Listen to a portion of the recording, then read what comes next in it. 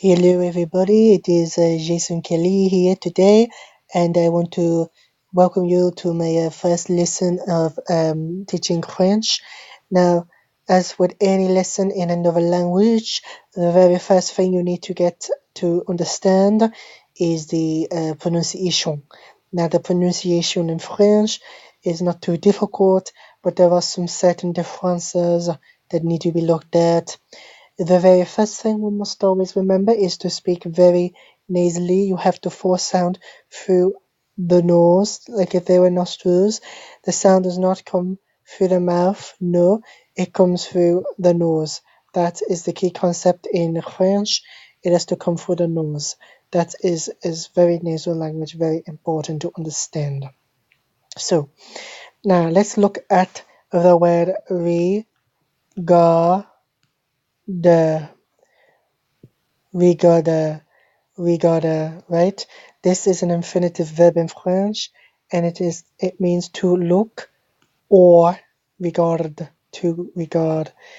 Now, the very first thing you may have noticed when I said this word, that is spelled Regarder, is that I say it in an English sort of way, how English people would pronounce the word.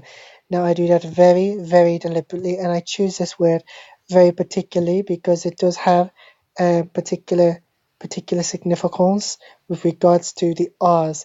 Now, this end here is a consonant. In French, most ending consonants are not pronounced at all. Okay, so this is silent, right? This R here is what I call a dry throat R, and this middle one is called a wet front R. So, what does that mean? Well, when you say the first R, it has to come from the back of the throat, like R. It is R, R, R, R. The next R has to come from the tip of the tongue at the front of the mouth. That is gr, r, r, r. So you got R at the throat and R at the front. And of course, the last one is silent, no R at the end. So instead of regarder, it's regarde, regarde, regarde. Say it with me. Regarde. Excellent job. Now, that was regarde. There are some other pronunciations that you must be aware of in French. Now, let's take another word.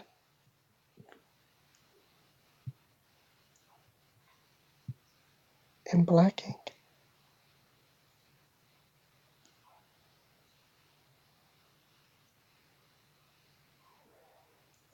Garçon. Garçon. Garçon. It's not garçon, it's garçon. This is the word for boy in French. This word here is garçon. Remember, we've got a dry R here. And then this C, very special C, is son. Son. Garçon. Garçon. Let's take another word.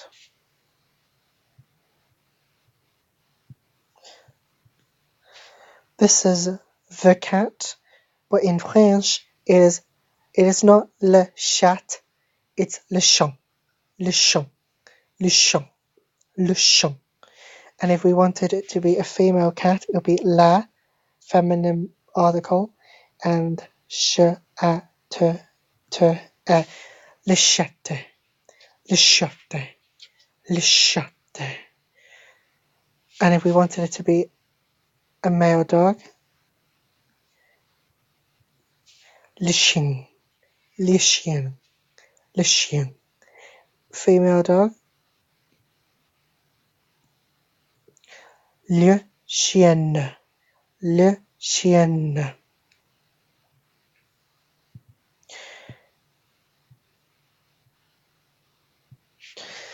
To take another word that is spelt the same in French as in English, information. In French, it is pronounced significantly differently in very subtle ways. It's information, information, information. You have to pay attention to the R, the R, information.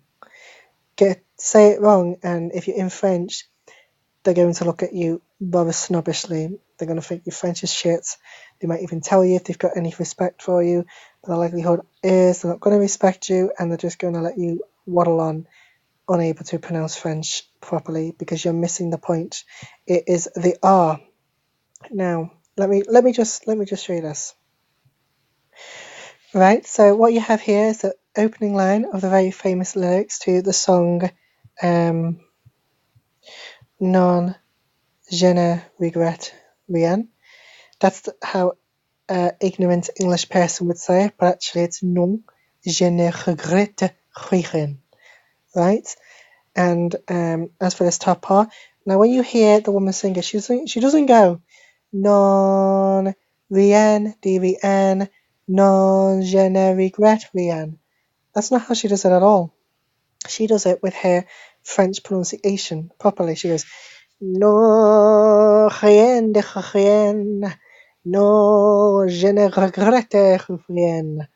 That's how she says it. She has all the dry R's going on and on and on, and that's what really gives it the French sound.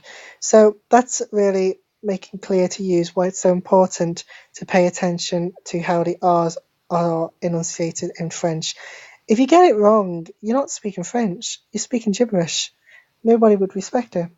So very important to pay attention to the R's. And also this T, it's regrettre. You've got a not an R sound, but just a regrettre, right? Pay attention to that.